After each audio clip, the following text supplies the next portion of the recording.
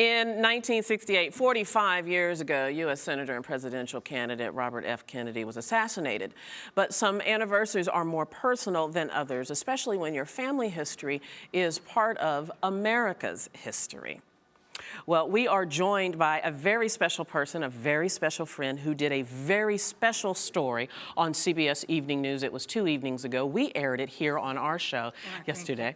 Oh, it was our pleasure. This is Michelle Miller, a CBS News correspondent. How are you, my friend? I'm good. So good to see. So let's just recap very quickly the story that you told on the Evening News. Well, I always go back to the fact that it was my son who initiated this whole project. And Mason, I was telling about his grandfather's role in that fateful night. He was one of the doctors who went to assist Robert F. Kennedy when he was shot.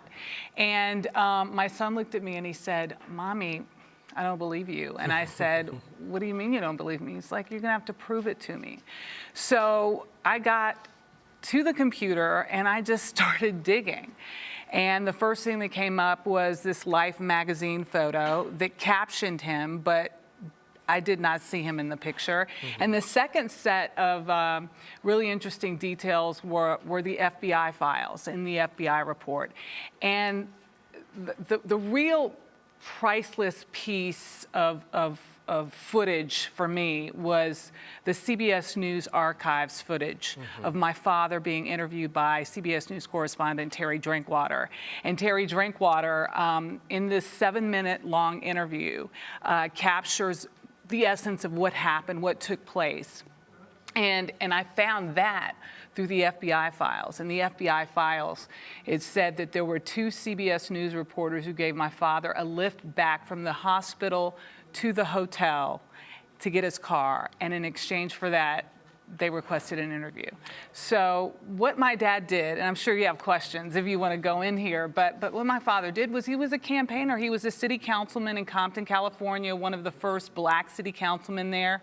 He believed in Robert F. Kennedy and wanted to do everything possible, so campaigned with him through South Los Angeles in African-American communities touched by the LA and Watts riots as we know them now, and really helped to garner support for him, and was there at the Ambassador Hotel at the Come From Behind victory in the California primary, and was celebrating. Can you imagine the euphoria in that room? Absolutely, and I heard you mention just how impressed you were with also the diversity that was in the room. It was so incredible because, I mean, I think there was a representative, or what seemed to be a representative of every nation in the world in every walk of life. He certainly had the support of farm workers in California. Cesar Chavez was one of his great supporters, and you had people from the United Auto Workers. You had people from you know, the Democratic Party that was there with him. You had people from the African American community. You had doctors, lawyers. You had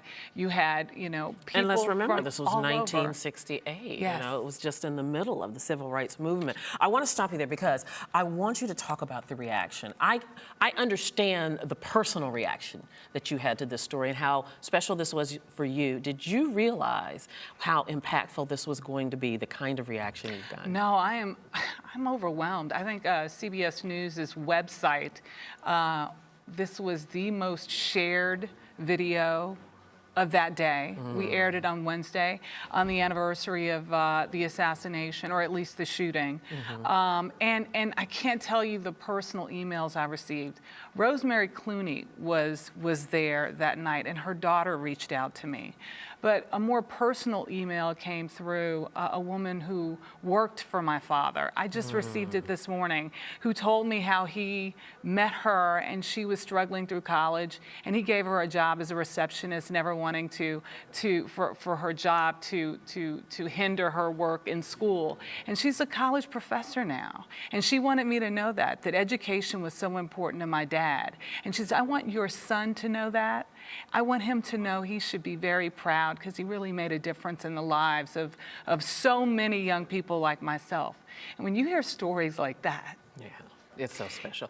Let me ask you this. So your son, Mason, basically laid down the gauntlet. Prove this family, Lord. Yes. You went out and did it. What's his reaction to this story? you know, He's unfazed, right? He is such a child of his day. He looked at it. He was so excited when I mentioned my son, you know, and he was so happy when he, you know, saw his grandfather, and he turned around while he was looking at the computer and he smiled. And at the end of the piece, he looked at me, he said, you know, Mommy, that was good. But you didn't call me by name. Oh! He is destined to be a star because he isn't knows he the something? power of the name, saying the name.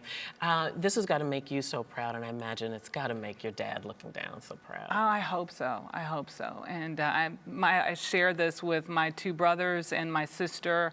And I think it is really, you talk about my son laying down the gauntlet. I mean, his legacy is laying down the gauntlet for us to continue the fight to educate as many young people as possible, including ourselves. So I really do believe that education is the key.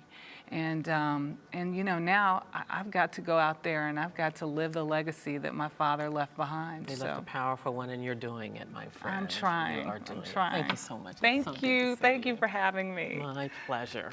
We'll talk more in a Yes, little bit. we will.